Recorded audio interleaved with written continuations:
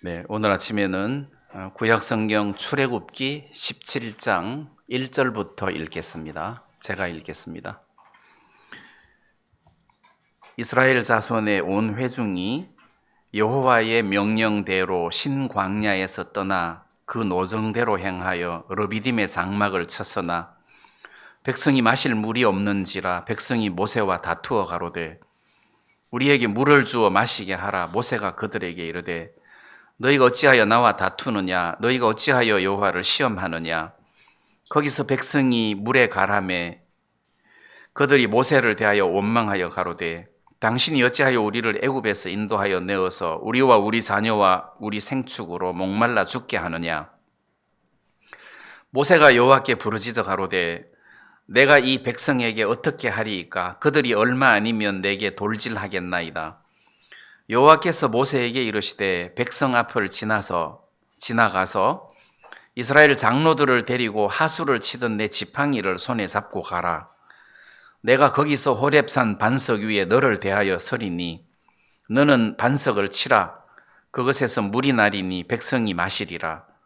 모세가 이스라엘 장로들의 목전에서 그대로 행하니라. 그가 그곳 이름을 마사라 또는 머리바라 불렀으니 이는 이스라엘 자손이 다투었음이요 또는 그들이 여호와를 시험하여 이르기를 여호와께서 우리 중에 계신가 아닌가 하였음이더라. 이게 7절 말씀까지만 읽겠습니다. 우리가 구약 성경을 읽을 때, 특히 이 출애굽기를 읽을 때 하나님께서 이스라엘 백성들에게 뭔가를 암시적으로 계속 가르쳐 주시고 지시하시는 것이 있었습니다. 그게 바로 장차 오실 예수 그리스도를 이스라엘 백성들에게 암암리에 이스라엘 백성들에게 이렇게 심어주는 그런 일들이 굉장히 많았는데, 이제 예를 들면 이스라엘 백성들이 애굽에서 홍해 바다를 건너서 이제 나왔어요. 이제 완전히 출애굽을 했단 말이에요. 근데 출애굽을 해서 광야 길을 걸어가는 동안 물이 없는 거예요. 그래서 물이 없어가지고 굉장히 목이 마르고 뭐 광야에 쉴 만한 그늘도 없고 이제 힘드는데 물이 없잖아요. 그래서 이스라엘 백성들이 목말라서 어려워하는데 마침 큰 연못 같은 물을 만났어요.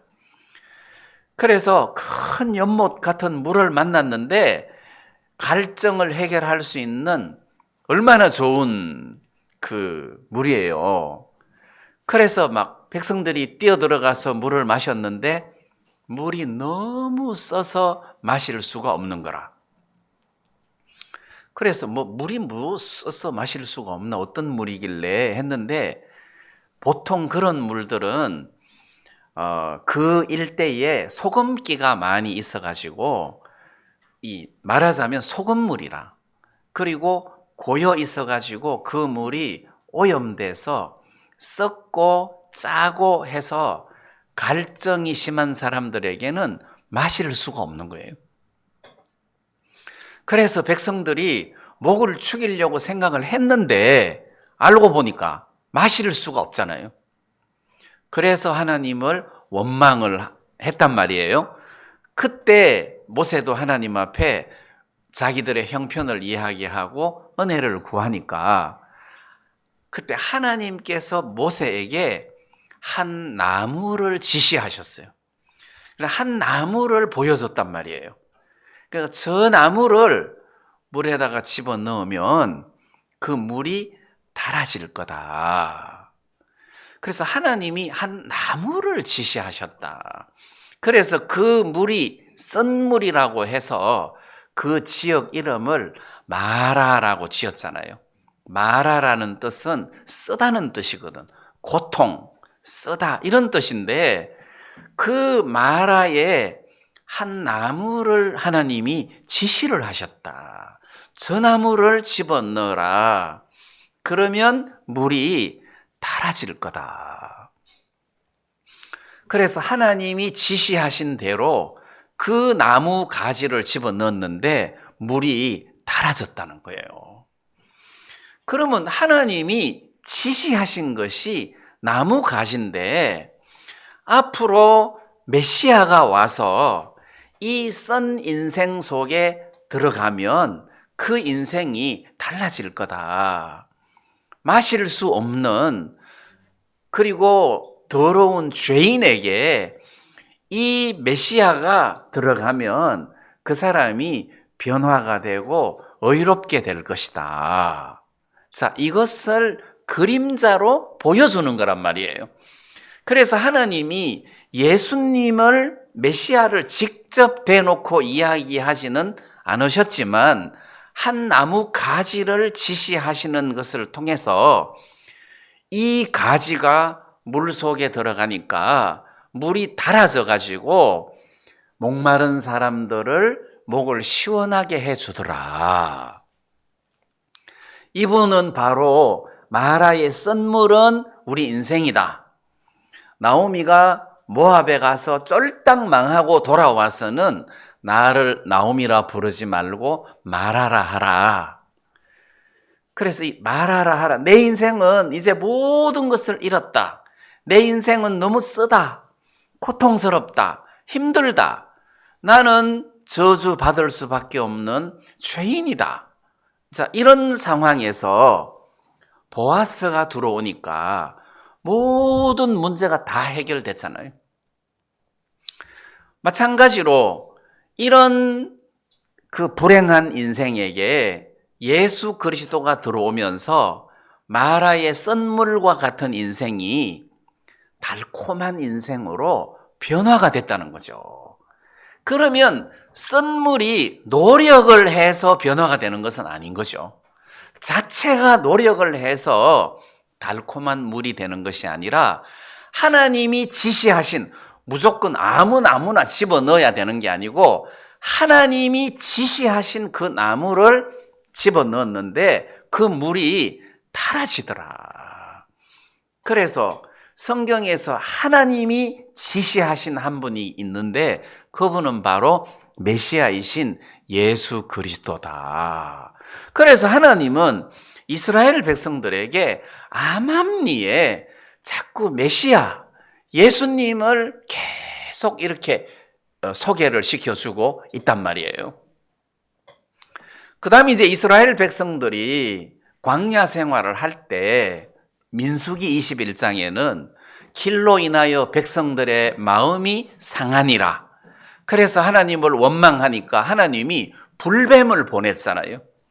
그리고 불뱀이 와서 백성들을 물고 또 백성들이 그 불뱀에 의해서 많이 죽어갈 때 또 하나님 앞에 기도하면서 이 불뱀을 내보내달라 하고 은혜를 구했더니 놋뱀을 만들어서 장대 위에 달아라.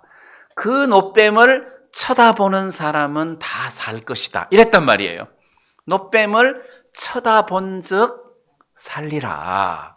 그래, 놋뱀을 쳐다봐라. 막 불뱀 막 수백 마리, 수천 마리가 이 진 좌우에 이렇게 많이 이제 있는데 그 뱀들이 우리를 물고 붓고 막 죽어가고 고통스럽고, 이런 고통스러운 두려운 형편에 놋뱀을 쳐다보니까 그 모든 그 두려움이 사라지고 뱀의 독이 사라지고 온전하게 되더라. 그럼 그 놋뱀은 하나님께서 그분은 바로 메시아다. 그분은 바로 예수 그리스도다. 우리가 예수 그리스도를 쳐다볼 때, 그분을 바라볼 때 내 모든 죄가 다 씻어진다. 멸망으로 인도하는 그 뱀의 독이 모두 없어지고 죄가 없어지고 의롭게 되고 새 생명을 얻는다 해서 그 놋뱀 사건을 통해서 하나님은 메시아가 오시면 우리들에게 이런 은혜를 입혀 주실 것이다 라는 것을 암암리에 설명을 하고 계신다는 거예요. 그러면 이 출애굽기 16장에서 애굽에서 이스라엘 백성들이 나온 지 한 달이 됐는데 그 한 달 동안은 애굽에서 가지고 나온 양식을 먹었어요. 근데 양식이 다 떨어졌어요. 먹을 것이 없어. 근데 하늘에서 만나가 내려와 가지고 배고픈 사람들을 이렇게 배를 채우고 살 수 있게 해 주었단 말이에요. 그래서 이 만나를 통해서 그들이 생명을 얻을 수가 있었다. 죽지 않고 생명을 얻을 수가 있었다. 이 만나는 바로 생명의 떡 대신 예수 그리스도다. 사람이 떡으로만 살 것이 아니요 여호와의 입에서 나오는 모든 말씀으로 살 것이니라 했는데 이분이 예수 그리스도란 말이에요. 예수님으로 말미암아 살 것이다. 하나님의 말씀으로 말미암아 살 것이다. 자, 그래서 만나를 통해서 하나님은 생명의 떡 대신 예수님을 암암리에 소개를 하신 거예요. 그래서 예수님도 세상에 오셔가지고 너희 조상들이 만나를 하늘에서 내려온 만나를 먹지 않았느냐. 그러나 그 만나를 먹었지만 그들은 죽었다. 그런데 그거는 일종의 생명의 떡 대신 메시아의 그림자인데 나를 먹는 자는 영원히 살 것이다. 해서 하나님은 만나를 통해서 메시아를 설명을 해주고 있었단 말이에요. 자, 그러면 오늘 이 출애굽기에서도 오늘 이 본문 말씀에서도 하나님은 메시아를 암암리에 설명을 하고 있다는 사실을 여기서 발견을 할 수 있습니다. 먼저 6절 말씀을 같이 보시죠. 내가 거기서 호렙산 반석 위에 너를 대하여 서리니 너는 반석을 치라. 그것에서 물이 나리니 백성이 마시리라. 이랬어요. 반석을 치라. 그래서 반석은 큰 돌이 아니고 그야말로 산이에요. 그냥 돌 덩어리의 산이에요. 그러니까 이 반석을 치라. 그럼 우리는 신약 성경을 읽어보면 반석은 예수 그리스도를 의미하지 않느냐. 반석 위에 세운 집, 예수 그리스도의 터 위에 세운 믿음, 이게 심판이 와도 무너지지 않는 집이다. 반석은 예수 그리스도다. 그 다음에 이 집의 터가 예수 그리스도다. 그래서 반석은 예수다. 근데 이 예수를 쳐라. 이 예수를 치라. 이 친다는 게 무엇을 의미하는 것이냐? 뭘로 치느냐? 지팡이로 치라. 그래서 5절 끝에 보면 하수를 치던 네 지팡이를 손에 잡고 가라. 그래서 그걸로 반석을 치라. 그러면 지팡이인데 어떤 지팡이냐? 하수, 나일강을 치던 지팡이에요. 나일강은 이집트의 젖줄이에요. 그거는 생명선이에요. 그게 없으면 애굽이 살아갈 수가 없어요.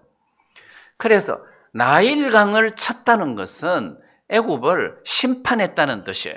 그래서 그 나일강물이 모세가 그 지팡이로 나일강을 쳤더니 피가 돼가지고 생물이 죽고 사람들이 그 물을 마실 수가 없었단 말이에요.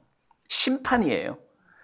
그러면 애굽을 심판하셨던 그 지팡이로 이제는 바위를 반석을 치라. 심판이에요. 그래서 예수 그리스도의 심판, 예수 그리스도의 십자가를 연상케 한다는 거예요. 자, 그러면 예수님이 오셔서 우리들에게, 목마른 우리들에게 진정한 생수를 주셨는데 예수님이 그냥 오셔서 생수를 주신 것이 아니라 그분이 십자가에 못 박혀 죽으신 사역을 통해서 우리들에게 생수를 주신 거란 말이에요. 그분이 대신 죽으심으로 우리들에게 생명을 주신 거고, 그분이 고난을 당하심으로 우리들에게 평화를 주신 것이고, 그분이 많은 그 어려움을, 수고를 우리를 대신해서 받으셨기 때문에 우리들에게 안식을 주신 거란 말이에요. 자, 그렇다면 반석을 치라 했는데 예수님이 맞으셨기 때문에, 예수님이 심판을 받으셨기 때문에 우리가 평화를 누리고 우리가 안식을 누리고 우리가 의롭다 하는 은혜를 입게 된 거란 말입니다. 자, 그러면 여기서도 반석에서 생수가 나왔는데 예수 그리스도의 심판의 사역을 통해서 거기에서 목마른 우리들에게 이렇게 영원히 살 수 있는 생수가 나온 거다.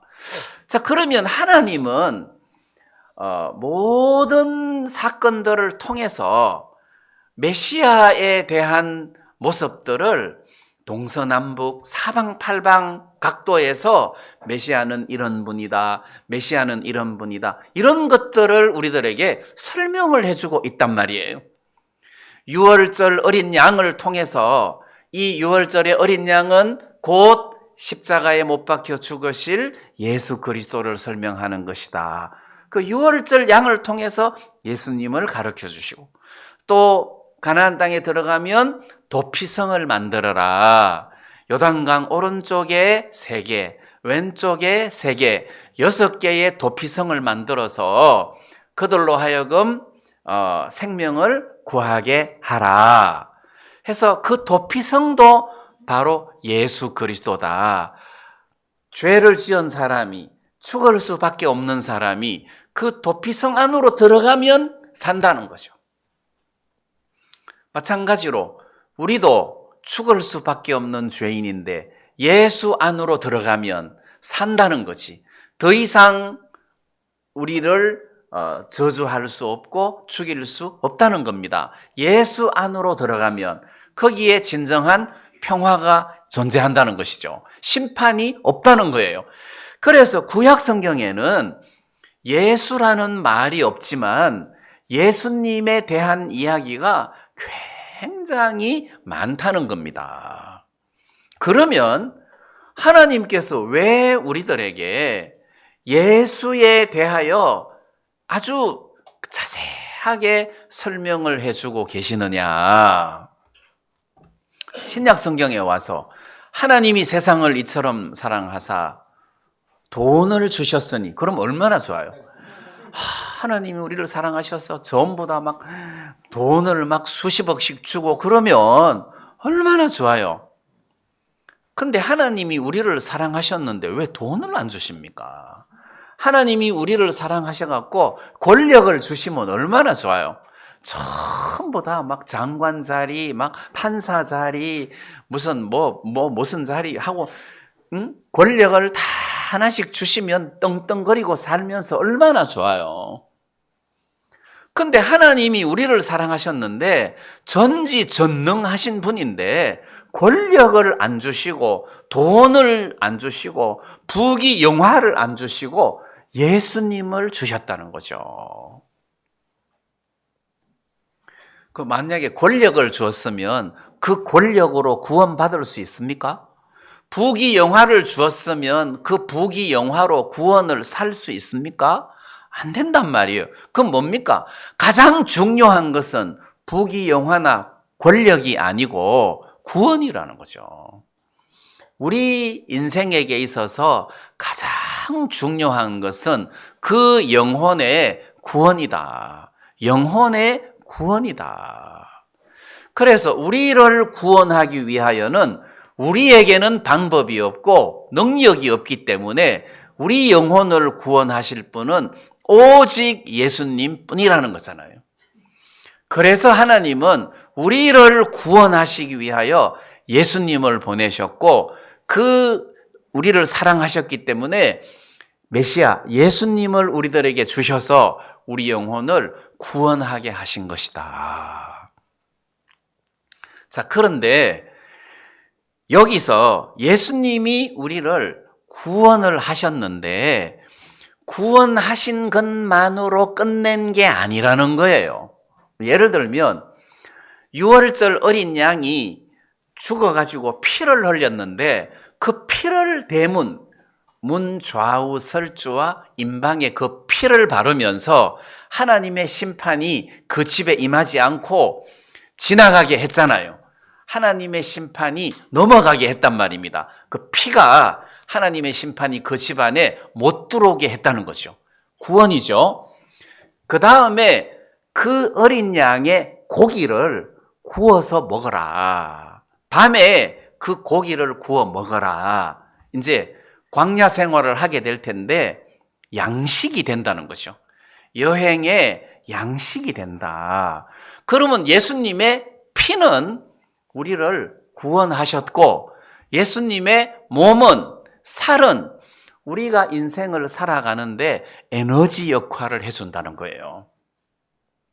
그리고 예수님은 우리를 구원만 하신 것이 아니라 구원 이후에도 굉장히 행복하게, 굉장히 평화롭게 살아갈 수 있도록 에너지를 주시는 역할을 해준다는 겁니다. 그래서 하나님이 예수님을 우리들에게 주셨다. 우리를 사랑하셔서 예수님을 주셨다. 그것은 우리를 구원하셨을 뿐만 아니라 그 예수님을 통해서 이 세상을 살아가는 과정 속에서도 많은 은혜를 입을 수 있도록 하셨다는 겁니다. 자, 그러면 예수 안에 안식이 있다. 또 예를 들어 갖고 요즘 뭐 침대는 과학이다 해가지고 그런 침대에서 잠을 자면 잠이 저절로 잘 옵니까? 아니잖아요. 지난 일요일 날 예배 마치고 그 윤희관 목사님하고 우리 집에 가자 해가지고 이제 하룻밤 자는데 아프리카 갔다 와가지고 목욕을 못했다고 찜질방에서 자자 하더라고. 나는 찜질방에서 난생 처음 아니고 참 성경에 나올 때 하룻밤 잤다. 두 번째 잤는데 나는 진짜 잠 못 자겠더라고요. 겨우 잠들었는데 새벽 3시쯤 코를 고는데 누가 헬리콥터가 뜬 줄 알았어요. 그 찜질방 그 넓은 공간에 내 반대쪽에 코를 고는데 얼마나 세게 고는지 도저히 잠을 잘 수가 없어가지고 그 코 고는 사람 얼굴 좀 보려고 갔어요.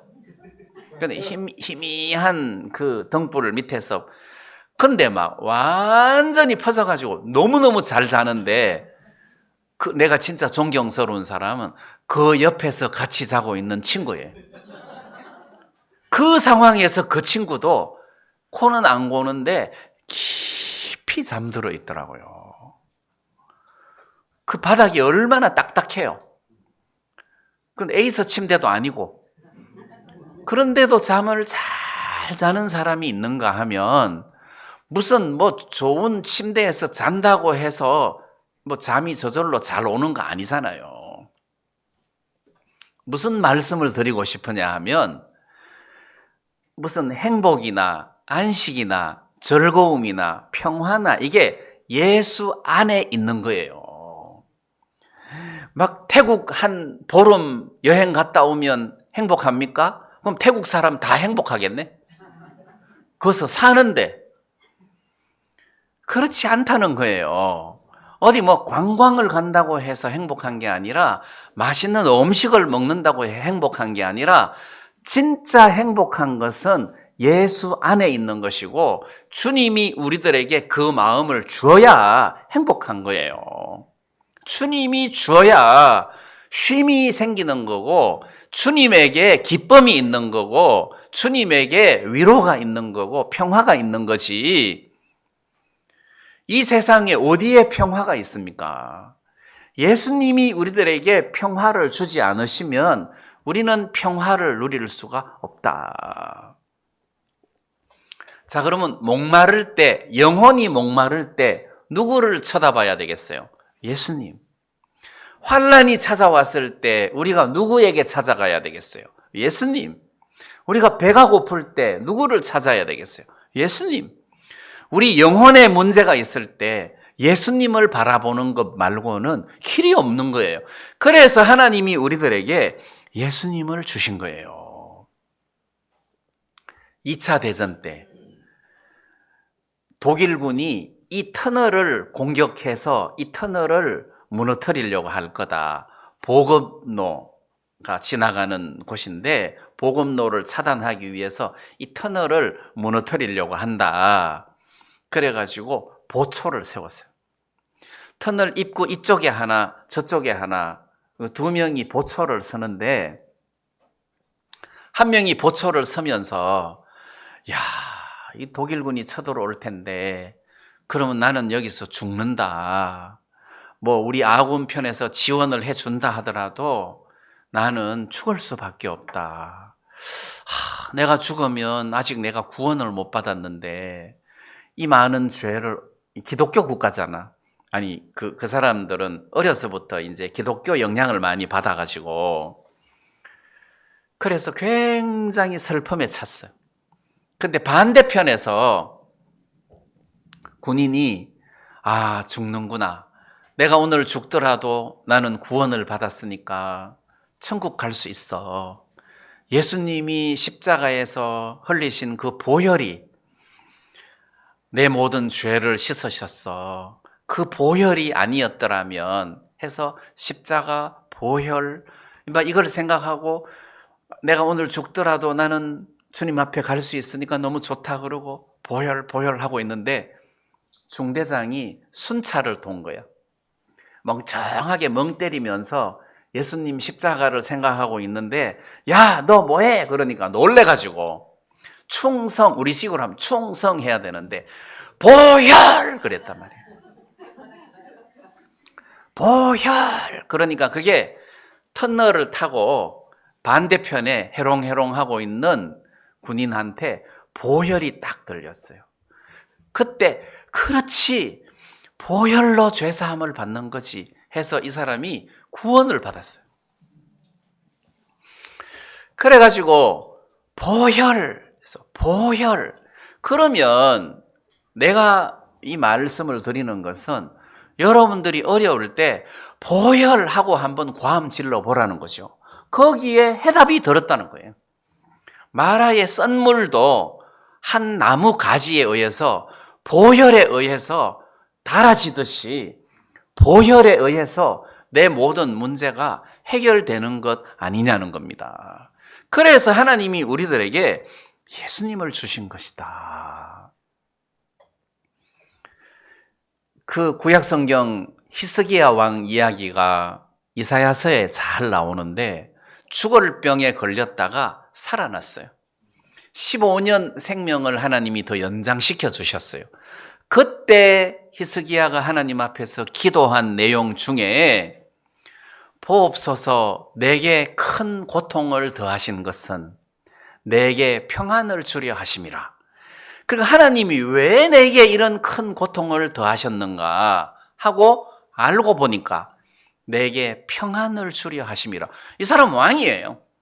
왕으로서 오랫동안 살아왔는데 하나님이 그에게 고통을 주었어요. 그걸 통해서 참된 평안을 주려고 내게 고통을 더하신 것은 내게 평안을 주려 하심이라. 어떻게? 주께서 나의 영혼을 사랑하사. 하나님이 내 육체를 사랑했으면 안 아프고 건강하고 부자가 되고 전쟁하면 항상 이기고 이런 복을 주실 텐데 하나님이 나의 영혼을 사랑하셨다는 거지. 주께서 나의 영혼을 사랑하사 나의 모든 죄는 주의 등 뒤에 던지셨나이다. 이 고백을 한 거예요. 병에서 나을 때 이 고백을 한 거예요. 그래서 이사야 38장 17절이 유명한 구절이잖아요. 주께서 나의 영혼을 사랑하사 멸망의 구덩이에서, 지옥이잖아요. 멸망의 구덩이에서 건지셨고 나의 모든 죄는 주의 등 뒤에 던지셨나이다. 주의 등 뒤에 던지셨나이다. 자, 히스기야는 이걸 기도했지만 나는 복음을 들을 때 보라 세상 죄를 지고 가는 하나님의 어린 양이로다 하는 말씀이 내 마음속에 믿어졌어요. 세상 죄를 지고 가셨구나. 세상 죄를 제거하셨구나. 내 죄를 제거하셨구나. 자, 저는 세상 죄를 지고 가셨다. 세상 죄를 제거하셨다. 하고 히스기야가 나의 모든 죄는 주의 등 뒤에 던지셨나이다 하는 것하고 비슷한 이야기인데, 여기서 저는 죄뿐만 아니고 모든 것을 다 집어넣는 거예요. 하나님은 내 인생의 허무함을 짊어지셨도다. 내가 인생을 살 때 세상이 나는 너무 허무했어요. 구원받기 전에 왜 사나. 근데 구원을 받고 난 다음에는 그게 없어졌단 말이에요. 인생의 허무함을 짊어지시고 슬픔을 짊어지시고. 구원받은 사람에게 슬픔이 있습니까? 없습니다. 구원받은 사람에게는 사랑하는 사람이 죽어도 죽은 게 아니라 잠시 자는 거고 다시 곧 부활해서 만날 거니까 구원받은 사람에게는 슬픔이 없어요. 왜? 예수님이 우리의 모든 슬픔을 다 짊어지셨다. 예수님이 나의 모든 수고를 짊어지셨다. 구원받은 사람들에게는 수고가 없다는 거죠. 막 수고롭게 아프리카에서 선교를 해도 선교하신 분들의 이야기를 들어보면 재미있는 거라. 아프리카 음식이 우리하고 당연히 안 맞죠. 근데 김종동 목사님 이야기 들어보면 맛있대요. 막 우갈리 너무너무 맛있대요. 너무 맛있고 막 그만 오토바이 타고 가는 것도 막 너무 좋고 뭐 열몇 시간씩 막 차 타고 우리처럼 막 좋은 차도 아니고 길도 좋은 것도 아닌데 너무 좋대. 그래서 예수 안에 있는 사람은 수고가 없는 거예요. 그럼 스테반이 돌에 맞아 죽을 때 힘들었겠습니까? 영광스러웠겠죠. 예수 안에는 수고로움이 없다. 왜? 예수님이 모든 수고를 다 내게로 오라. 내가 너희를 쉬게 하리라 했으니까 예수님 오신 목적이 우리를 쉬게 하기 위하여 오셨단 말이에요. 우리를 쉬게 하기 위하여 오셨으니까 우리는 예수 안에서 쉴 수밖에 없다.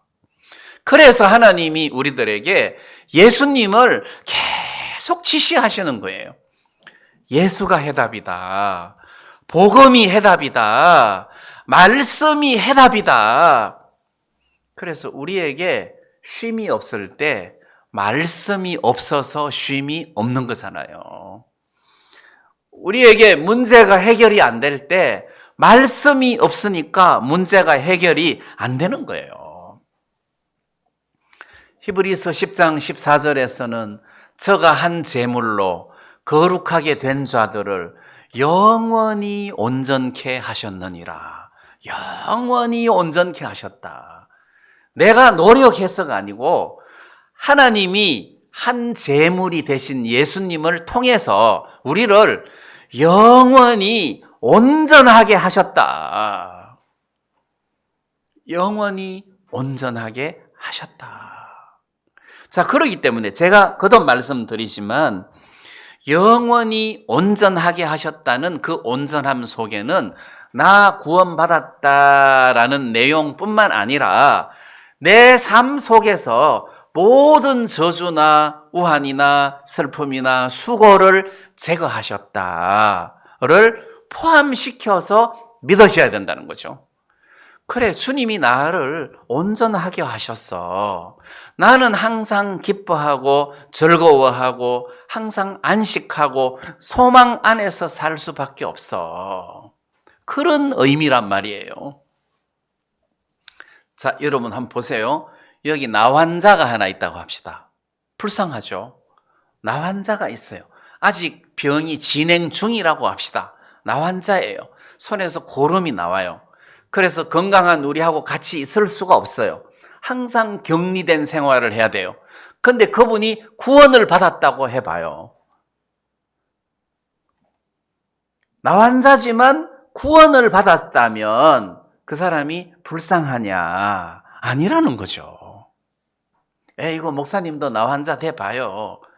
불쌍하지. 뭐 이렇게 하실 수 있겠지만 그 하와이가 옛날에는 나 환자 섬이었다 하잖아요. 하와이에 섬이 여러 개가 있는데 그 중에 한 섬이 나 환자 그를 가두어 놓는 곳인데 섬이 너무 아름다워 가지고 관광지로 개발하려고 나 환자를 그 다른 섬으로 다 몰아서 그 섬에다가 가두어 놨대요. 근데 거기에 어떤 선교사가 들어갔어.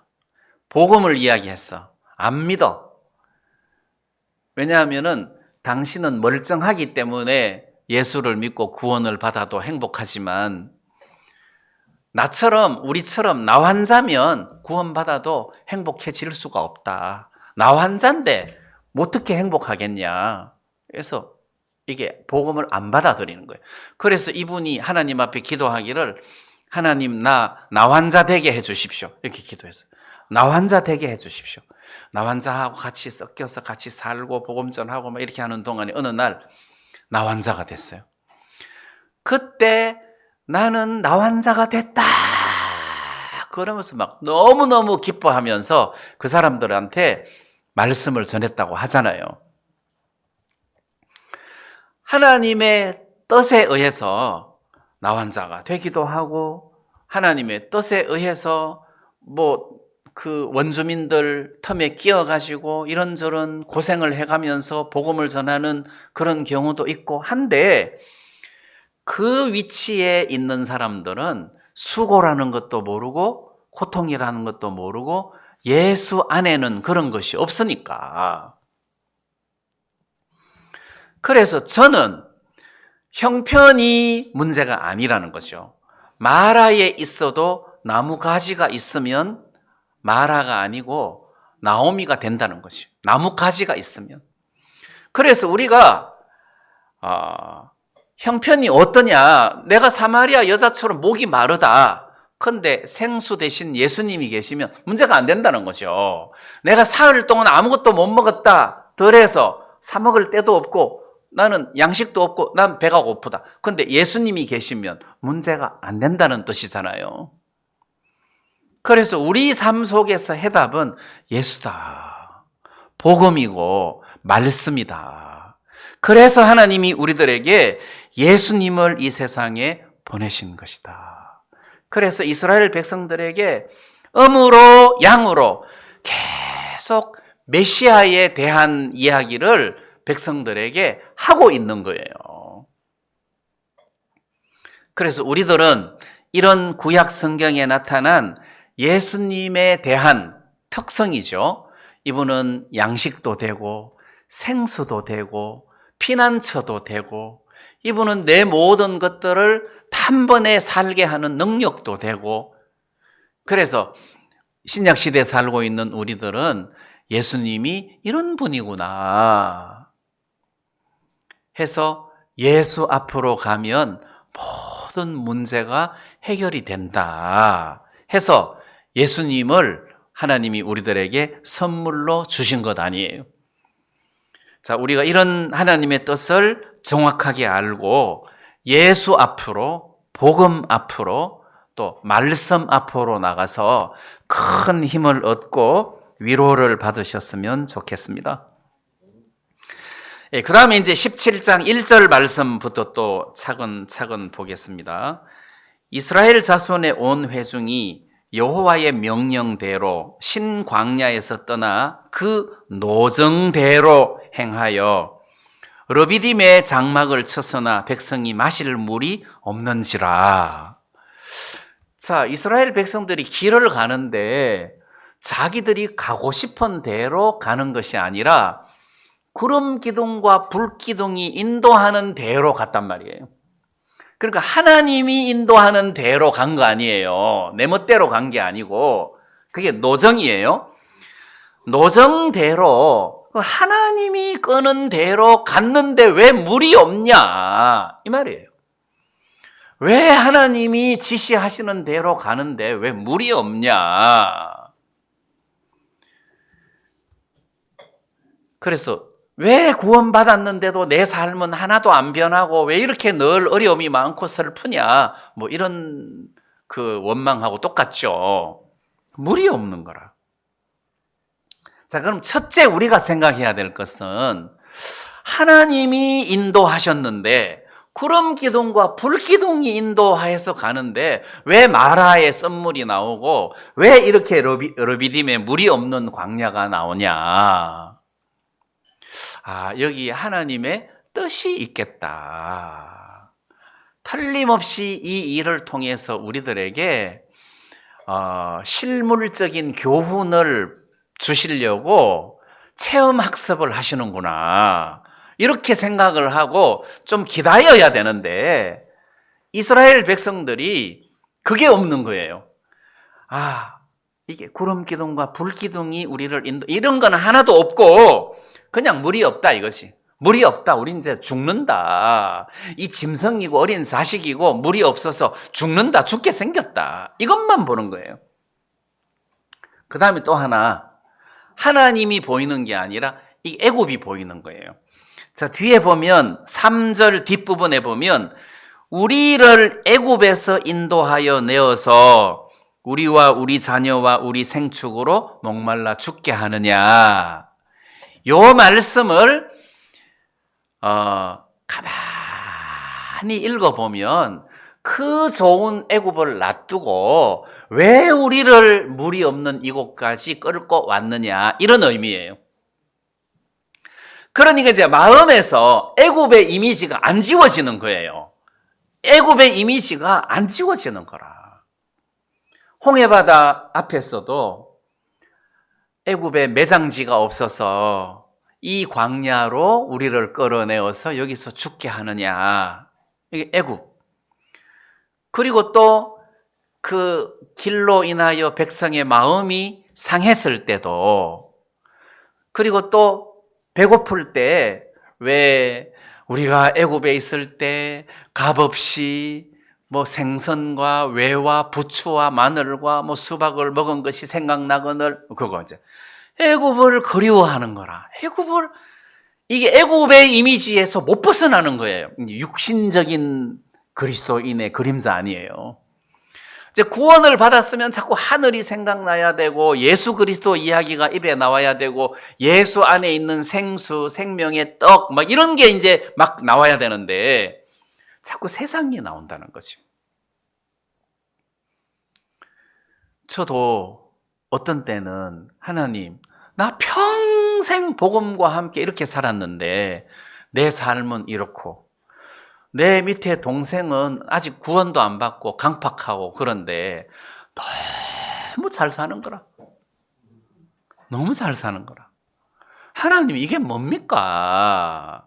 이럴 때가 있는데, 근데 이제 이게 세상을 쳐다보고 형편을 쳐다보면 그런데 하늘을 쳐다보면 나는 너무너무 행복한 사람이고 동생은 너무너무 불쌍한 사람이 된다는 거죠. 영혼과 함께 하늘을 쳐다보면 불쌍하다는 거죠. 그런데 지금 이스라엘 백성들의 눈에는 하늘을 쳐다보는 눈이 없고 자꾸 애굽을 쳐다보는 눈이 있어가지고 늘 무슨 일이 있으면 애굽에는 이런데, 애굽에는 먹을 것도 많은데, 애굽에는 매장지도 많은데, 애굽에는 물도 많은데, 이렇게 애굽을 못 떠나는 거예요. 그러니까 하나님이 체험학습을 하는 거 아니에요. 광야 40년 동안 계속 애굽의 뗏물을 벗기려고. 그래서 애굽에 있었던 60만 3,550명이 나와가지고 20세 이상 다 죽고 2명만 남고 가나안에 들어갔으니까 애굽의 기억이 생생하던 사람은 다 죽고, 이제 어릴 때 애굽에서 나온 애굽이 어렴풋한 사람 또는 중간에 태어난 사람들이 60만 뭐 얼마가 가나안에 들어갔단 말이에요. 그럼 하나님은 우리를 세상의 뗏물을 자꾸 뻗기시는 거라. 뭘 통해서? 체험 학습을 통해서. 그래서 우리가 어려운 일을 겪을 때는 자꾸 하늘을 쳐다보는 훈련을 해야 된다는 거지. 위를 쳐다보고 영적인 것을 생각해야지 세상에서 자꾸 해답을 찾으려고 하면 거기에서 올바른 해답을 찾을 수가 없다는 거예요. 자, 그래서 이스라엘 백성들이 물이 없다 해서 원망을 하고 모세를 원망하고 다투는 거라. 자, 여러분, 우리가 이렇게 생활을 하는 것은 이게 위를 쳐다보는 어떤 영적인 세계를 볼 수 있는 눈이 없어서 그렇다. 네, 이런 말씀을 좀 드리고 싶고, 하나님은 이스라엘 백성들이 물이 없어서 목말라 죽도록 내버려 두겠습니까?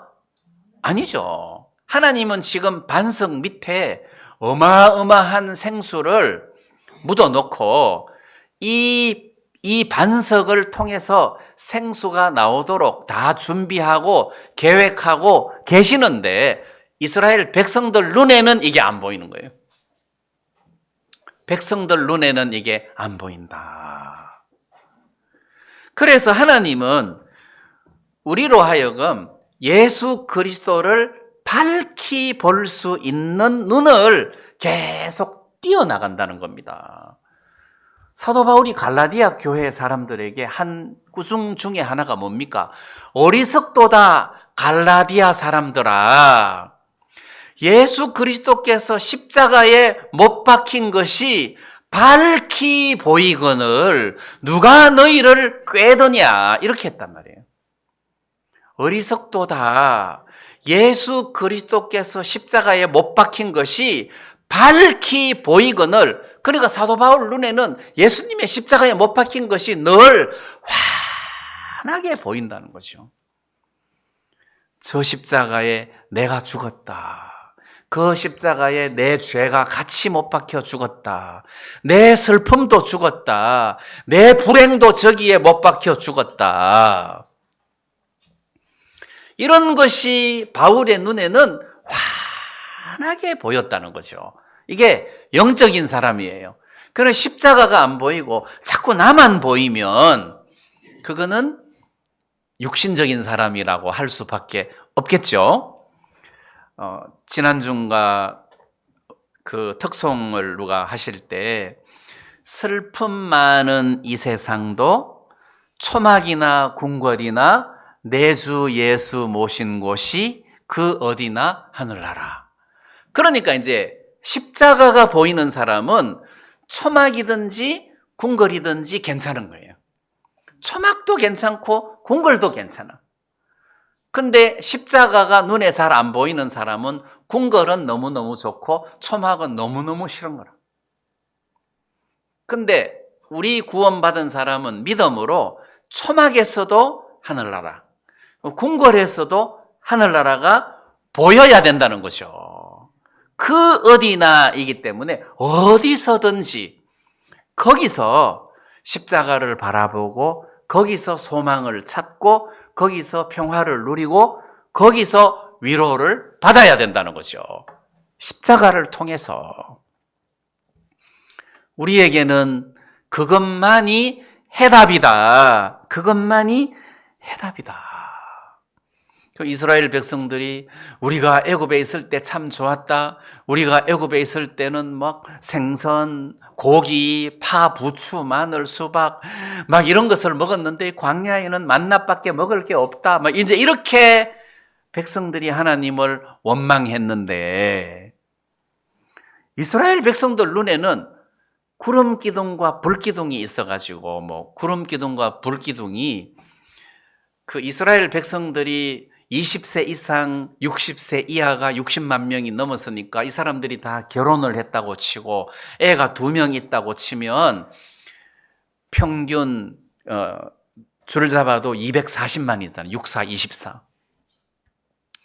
200만 명, 300만 명이 이 대전시도 150만인가 뭐 밖에 안 되는데 여러분 한 300만 명쯤 되는 사람이 하나님이 구름으로 그늘을 지우려면 뭐 시골 꿀뚝에서 나오는 연기로 그늘이 되겠습니까? 그러니까 이 구름 기둥이라는 것은 어마무지한 크기의 구름 기둥이다. 그 불기둥이라는 것도 어마어마한 불기둥이다. 그런 초자연적인 그 구름 기둥과 불 기둥도 우리가 보는 구름, 뭐 불 이런 게 아니고 어떤 그 하나님의 영현이죠. 이 하나님에게서 나온 거란 말이에요. 그런 초자연적인 현상을 보고도 하나님이 우리 중에 계신가 아닌가 지금 이러고 있는 걸 보면 정말 육신적인 사람이다. 이런 것을 여기서 발견할 수 있다는 거죠. 그래서 우리 눈에는 예수 그리스도가 밝히 보여야 된다. 예수 그리스도가 밝히 보이는데 어리석도다 갈라디아 사람들아, 예수 그리스도께서 십자가에 못 박히신 것이 밝히 보이거늘 누가 너희를 꾀더냐. 그리고 마귀가 여러분들을 꼬여가지고 십자가를 못 보게 한다는 거죠. 형편만 보게 한다는 겁니다. 형편만 보게 한다 해서 구원받은 사람들이 처음에는 하루는 내가 왜 이래 어렵지 하고 시험 들 수 있어요. 이틀은 내한테 왜 이런 문제가 찾아오지 하고 걱정할 수 있어요. 근데 좀 있으면 그 모든 것에서 해방이 된다는 거예요. 제가 간증하잖아요. 우리 아들이 혀암이 걸렸어요. 얼마나 충격이에요. 그것도 암인데, 근데 하루, 이틀, 일주일 이렇게 암이 걸렸다는 이야기를 듣고 마음에서 어려워하고 힘들어하다가도 어느 날 말씀이 찾아오면서 내 안에도 쉼을 누리고 나도 쉼을 누리고 평안했단 말이에요.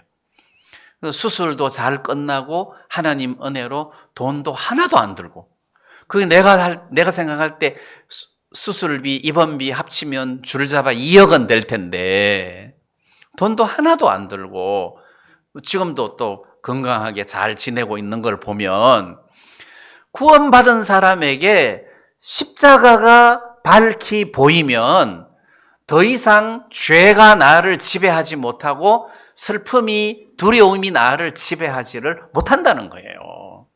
그래서 바울은 십자가가 밝히 보이거늘 누가 너희를 꾀더냐. 마귀가 우리로 하여금 십자가를 못 보게 한다는 거죠. 그래서 하나님이 우리들에게 예수님을 주셨고 예수님을 바라보게 하셨으니 저와 여러분들이 매사에 예수님을 바라보고 십자가를 바라보고 내 슬픔이 저기 못 박혔어. 죄뿐만 아니라 내 모든 어려움이 저기 못 박혔어. 그래서 예수님이 가졌던 평화를 예수님이 나에게 주셨어.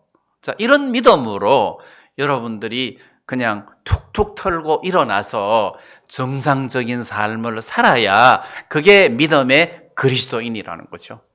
그래서 초막이나 궁궐이나 그 어디서나 하늘나라라는 그런 마음을 가지는 것이 이게 하나님의 선물이다.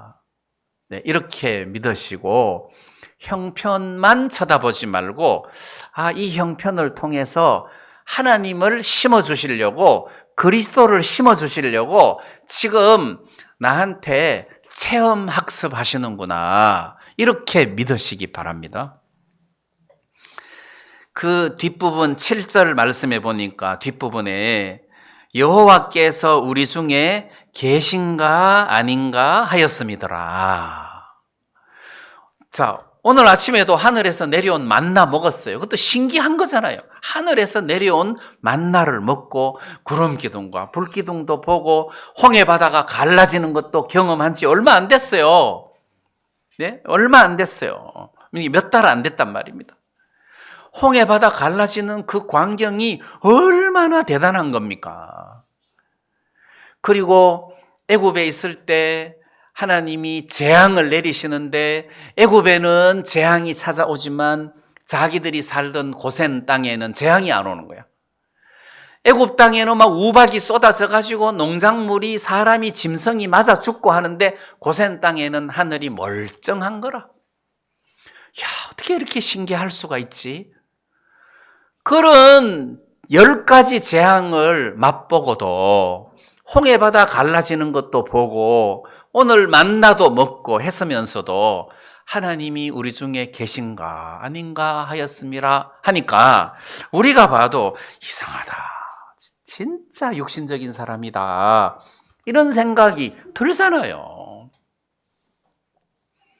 근데 이제 우리도 똑같다는 거죠. 우리도 이 사람들보다 뭐 별로 나은 것이 없다는 거죠. 그리고 또 이 이스라엘 백성들은 하나님이 택한 민족이잖아요. 그래서 하나님이 특별히 사랑하셔서 모세를 통해서 말씀하시고 이랬단 말이에요.